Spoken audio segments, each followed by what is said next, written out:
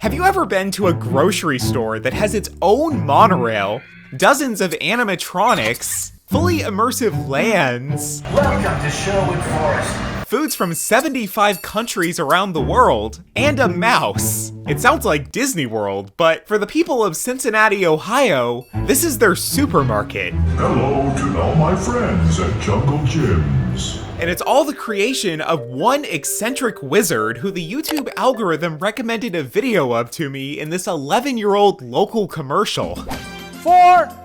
Who designed this store? Let's sell some cheese. How about some Jarlsberg for $4.99? So in this ad, he's whizzing through the store on a Segway past an outrageously themed hot sauce aisle. Hot, hot, hot. Then for some reason, the Flintstones make an appearance. Hey, Fred, Barney, come on down. Most grocery stores are run by multi-billion-dollar corporations like Kroger or Walmart, so it almost defies explanation that this so-called jungle gym could seemingly take business inspiration from Willy Wonka, prioritizing imagination over profit, then magically transform that into the world's largest grocery store. To this day, he pops up from time to time in full costume, no less, so I've been looking for any excuse to visit this place ever since I saw the commercial. Come on in. So when Frontier Airlines recently offered a $19 flight to Cincinnati, I flew 1,600 miles just to go to the grocery store. Driving into Jungle Gyms for the first time was an experience of its own. My first glimpse was this 80-foot-long sea serpent, which I saw from the road, and I turned in here assuming it was the entrance. But it turns out this is just the back, where the truckers come through to make deliveries. So I pulled around until I found the monorail, which I plan to ride into the store. I'm actually really excited to ride this because, how many supermarkets have their own public transportation system? However, what I hadn't anticipated is that it wasn't busy enough to stay at the store for the monorail to even be in use. But based on footage I later found from when it was running, the monorail moves so slow that I think it'd be significantly faster just to walk inside. But eventually I did make my way to the front, where when you enter, you're offered a map, which I assumed would be of the store to help navigate the aisles. But instead, it's just a map of the world to emphasize how many international products they sell. For $90, you can buy the world's largest egg laid by an ostrich. You see the size of this thing? Or if you're on a budget, you can pick up a green emu egg for $80. But it's a little hard to focus on shopping when there's marble busts watching your every move, familiar sights around every corner. I think I found the segue from the commercial. A 700-pound block of provolone in the deli known as the Big Cheese. It is indeed a big cheese. And a mysterious Elvis sign in the paper towel aisle seducing you over to see the store's in-house animatronic lion Elvis impersonator. come on into the jailhouse, rock a little bit,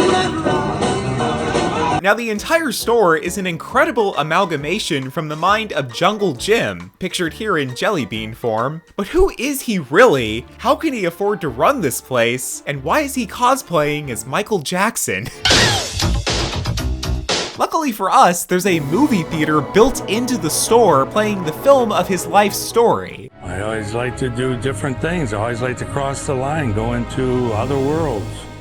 And I should stay in my own world because then I'd probably have about 35 grocery stores instead of messing around inside here in a monorail station that we bought, 15, 20 years ago. I never used it.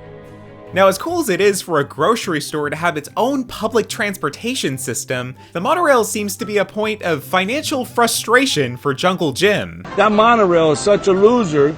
It's costing me a fortune. Jungle Gyms has 2 locations, and between them, there's a total of 5 monorails. Jungle allegedly acquired them all from the Wild Animal Safari at Kings Island for just $1. But since then, he spent a fortune transporting them, building this gigantic snake-covered station and the elevated track across the parking lot, not to mention fully restoring and insuring them. I paid a fortune for that, and guess what? I don't even know what to do with them yet. 2 of the monorails are currently being used as decorations, 2 of them are in storage behind the monorail station, and only one is sometimes operating to shuttle people from the remote parking lot.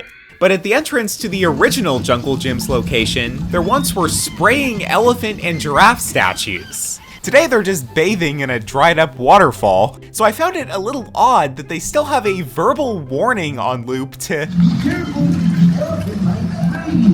It was also unusual to see a school bus outside unloading. How many schools have field trips to the grocery store?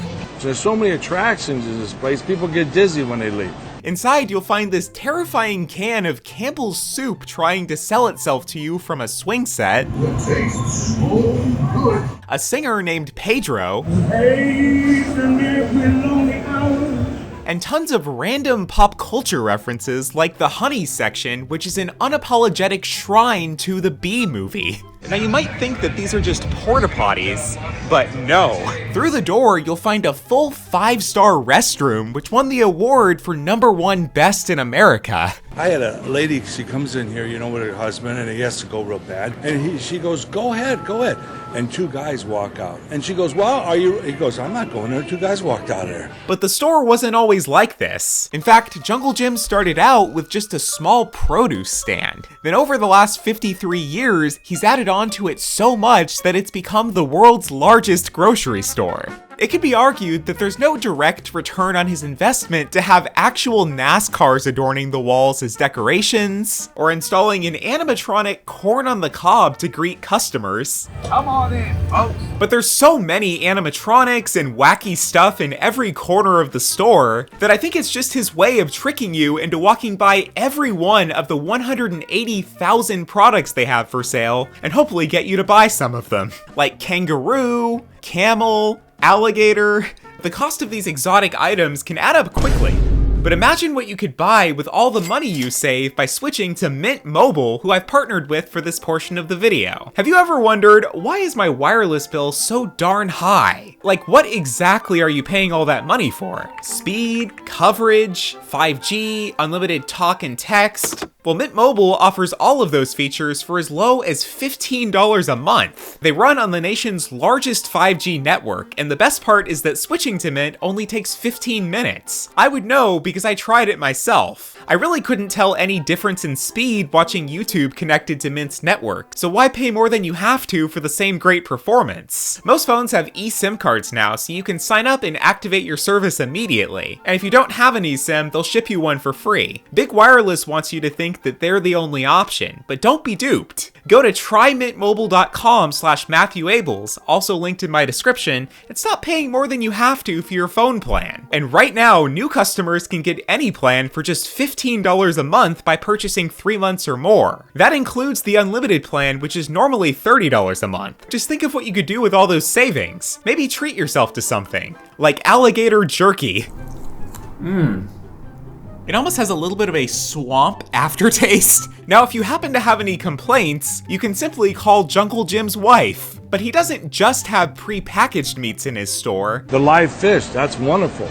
We designed that to bring the people of Cincinnati fresh fish. And the best way to do that is bring them live. Then you know they're fresh, right? You heard right. Some of their selection is still alive. And over at the seafood counter, you can get delicacies such as fresh shark for $4.99 a pound. That is cheaper than salmon. But where Jungle Jim's really shines is with their World Showcase. Each country has its own section, some of which are quite elaborate, like the UK, which is themed to Robin Hood and the Sherwood Forest. If you look up in the aisle, you'll find this insanely detailed inner tree trunk, and if you look down, the shelves are filled with products that in some cases you can't find anywhere else in North America. It's so overwhelming that Jungle installed an entire podcast studio in the front of the store where a host does a weekly show describing all of the different things you can try. In Japan, I bought the quote, best ever Kit Kat, which is whole grain biscuits made with the blessings of barley. Who is barley?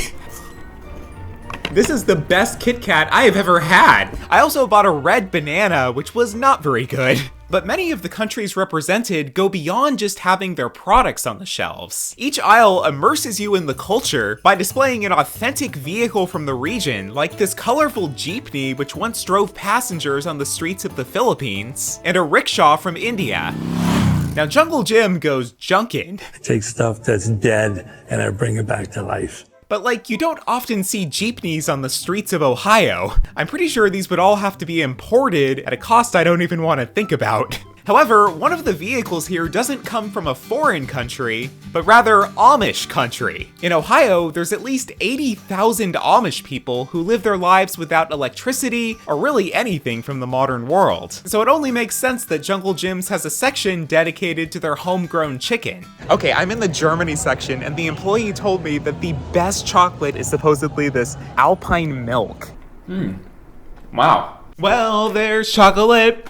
And there's chocolate. But the lands in this store aren't limited to just countries. Each location has a hot sauce land with real full-size fire trucks and helmets, plus an endless supply of hot sauces, which I'm far too white to try. There's also a world of cheese with enough cheese to build a small moon. And this is in addition to the big cheese, which ages for years before it's served to customers. Jungle also spared no expense in Candyland, which has frosted turrets, shelves built onto actual Coney Island bumper cars, a Pez section topped with Spider-Man, Hulk, and the Wolverine, plus the single largest gummy product collection I've ever seen, including a $150 27-pound gummy snake. I was literally just thinking that this is like walking into Willy Wonka's chocolate factory, and then I saw they have a literal Willy Wonka section, except Willy Wonka is Mr. Jungle Jim himself. But my personal favorite section as a cereal fanatic was Cereal Land, which not only has this massive Tony the Tiger and Mr. Sun, but the General Mills animatronic cereal band. Having so many animatronics is shocking beyond just the cost of acquisition.